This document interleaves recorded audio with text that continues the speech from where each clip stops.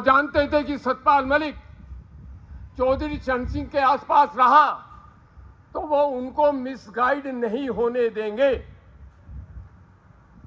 बहरहाल मैं उस घटना का जिक्र करना चाहता हूं जो बहुत कम लोगों की स्मृति में जिंदा होंगी। चौधरी साहब ने कहा कि सब लोग चलो, रेस कोर्स आ रहा हूं। वो रेस कोर्स आ गए। संभवतः 5 या 7 नंबर रेस कोर्स चौधरी चरण सिंह जी का गृह मंत्री रहते मकान था। बहुत भीड़ थी। सामने सोफे के बराबर मेज के अगली तरफ मैं बैठा था। मेरे पास कर्पूरी ठाकुर बैठ गए। उनको जिद करके चौधरी साहब ने ऊपर बुलवाया। मैं केसी त्यागी जी हमारे पुराने साथी आ गए, मैं उनका अभिनंदन करता हूं।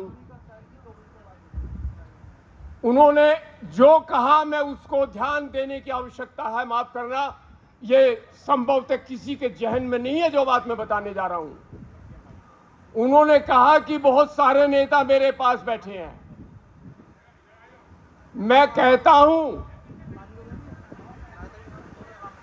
पर मेरा निवेदन यह है, जरा त्यागी जी यही हैं, बाद में इनसे खूब मिलना, बातचीत में जरा गंभीरता रहने दीजिए प्लीज। उन्होंने कहा कि मैं कहना चाहता हूं कि सतपाल यदि मेरे साथ होता तो मैं आज देश का प्रधानमंत्री होता। यह कोई मामूली बात नहीं है। बहरहाल ये घटनाएं हैं जो लोगों की स्मृतियों से ओझल हैं। व्यतीत हो गई बातें। आपातकाल की स्मृति मेरे दिमाग और दिल में बसी हुई है। जगत सिंह जी यहां मौजूद हैं। मैं फरार था। जयप्रकाश नारायण जी की जनसभा की मैंने बड़ौद रेलवे स्टेशन पे। उसमें चौधरी चरण सिंह और सतपाल मलिक के भाषण हुए। कुछ दिन बाद आपातकाल लगा, मेरे वारंट हो गए। मुझे सतपाल मलिक ने ओमपाल नेहरा को कहा कि किसी तरह खोज के ओमवीर को लेके आओ। वो मुझे लाए। उन्होंने कहा कि आईआईटी दिल्ली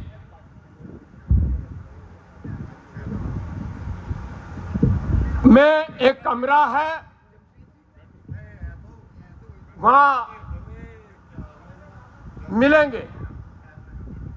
वो कमरा, सामने बैठे हैं मेरे जगत सिंह जी एमएलसी साहब, संभवतः इनके साले वहां प्रोफेसर थे। उसी कमरे में मुलाकात हुई। साइक्लोइड स्टाइल मैटर छाप के वो मुझे देते थे। मैं कहना चाहता हूं निसंकोच, एक भी आदमी ने साइक्लोइड स्टाइल मैटर आपातकाल के विरुद्ध चौधरी चरण सिंह के समर्थन में पकड़ने का उनके क्षेत्र में काम नहीं किया। उल्टा हम लोगों की शिकायत की और दरवाजा बंद करके कहा कि जाओ, क्यों अपना भविष्य बिगाड़ रहे हो। बहरहाल नानाजी देशमुख, बलराज मधोक दोनों ने उस वक्त लिखा है कि सतपाल मलिक और उनकी टीम ही थी जो सबसे ज्यादा आपातकाल में धरातल के नीचे काम कर रही थी। सौभाग्य से केसी त्यागी जी यहां मौजूद हैं। मैं गर्व के साथ उस दौर को याद करना चाहता हूं जब चौधरी साहब ने मुझे बुला करके कहा, तुम युवा लोकदल के राष्ट्रीय महासचिव बनो, तुम्हारे साथ नीतीश कुमार जी महासचिव बनेंगे, शरद यादव अध्यक्ष होंगे और केसी त्यागी उपाध्यक्ष होंगे। अद्भुत दौर था वो। मैंने अपनी डायरी में लिखा है, मैं जब इन साथियों के बीच बैठता था तो मैंने लिखा है कि मैं ज्यादातर मौन रहता था और मैं इनसे सीखने की कोशिश किया करता था। सौभाग्य से मुझे काबिल गुरुओं का साथ, बहुत अच्छे दोस्तों की संगत और बहुत अच्छे राजनीतिक मित्रों की संगत मिली। मैं त्यागी जी को देख के मुझे इतनी बातें याद आ गई, इन्हीं सब से सीखता था मैं। बहुत बधाई देता हूँ त्यागी जी को। त्यागी जी और हम लोग कॉफ़ी पीते हैं कई बार। ये कहते हैं चौधरी चरण सिंह युवा संगठन के और छात्र संगठनों के खिलाफ थे। त्यागी जी मुझे बताते हैं कि आप और हम लोगों की टीम, जिसमें सतपाल मलिक की बड़ी भूमिका थी, उन्होंने ही चौधरी चरण सिंह के दिमाग में युवा साथियों का महत्व बढ़ाया और छात्र संगठनों का महत्व बढ़ाया। इसलिए वो मेरठ कॉलेज में देवेंद्र सिंह के छात्र संघ अध्यक्ष के रहते उनकी छात्र यूनियन का उद्घाटन करने प्रधानमंत्री रहते आए थे। एक बात और कह के खत्म कर देता हूं। 84 में चौधरी चरण सिंह ने सतपाल मलिक को पार्टी से फिर निकाल दिया। मैं उनके घर गया, उन्होंने कहा कि मैं तो फिर निकाल दिया। एक सप्ताह बाद मुझे भी 2 नोटिस देके 6 साल को पार्टी से निकाल दिया गया। ये बात मैं इसलिए बता रहा हूं, जो लोग कहते हैं सतपाल मलिक ने चौधरी चरण सिंह की पार्टी छोड़ी थी, उन्होंने कभी सतपाल मलिक ने पार्टी छोड़ी ही नहीं थी। दूसरे वाले मुद्दे पर मैं मौन रहना चाहता हूं, उस पर बोलना ठीक नहीं है। इतनी बात के साथ मैं उस संघर्षशील नेता, उस जबान के सबल प्रवक्ता, अपनी बात को मजबूती से कहने वाले नेता के लिए मौजूदा सत्ता को धन्यवाद करना चाहता हूं। लोग कहते हैं कि उनको 5-5 प्रदेशों का गवर्नर रहने के बावजूद वो प्रोटोकॉल, वो ऑनर नहीं दिया गया जो दिया जाना चाहिए था। माफ करना, वो प्रोटोकॉल ऑनर यदि ये सरकारें दे देती तो ये कैसे साबित होता कि ये सरकारें कितनी जिद्दी हैं। ये सरकारें अपने ही बनाए हुए सिद्धांतों को कैसे तोड़ सकती हैं। प्रोटोकॉल भी भूली नहीं, जानबूझ के नहीं दिया गया। मैं तो ये कहता हूं कि सतपाल मलिक को ये प्रोटोकॉल नहीं दिया गया तो अच्छा ही हुआ। मरने के बाद, स्वर्ग में जाने के बाद वो नेता और बड़े कद का हो गया।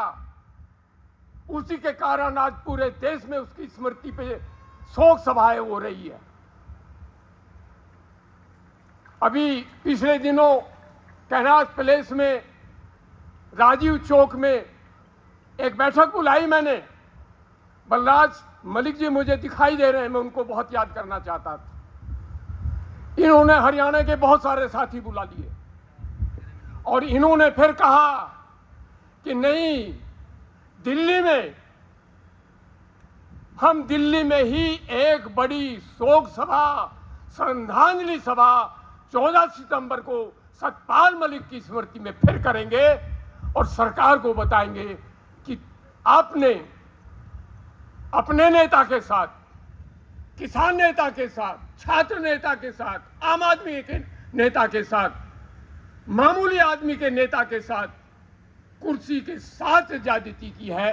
हम उस ज्यादती के प्रति प्रतिरोध करेंगे और 14 सितंबर को रामलीला मैदान में अपनी आवाज बुलंद करेंगे। इन्हीं शब्दों के साथ मैं अपने मित्र, अपने दोस्त, 74 से लेकर के ये सन आ गया, लगातार हम लोगों ने वो दिन देखे जब हम साथ बैठ के मूंगफली खाते थे।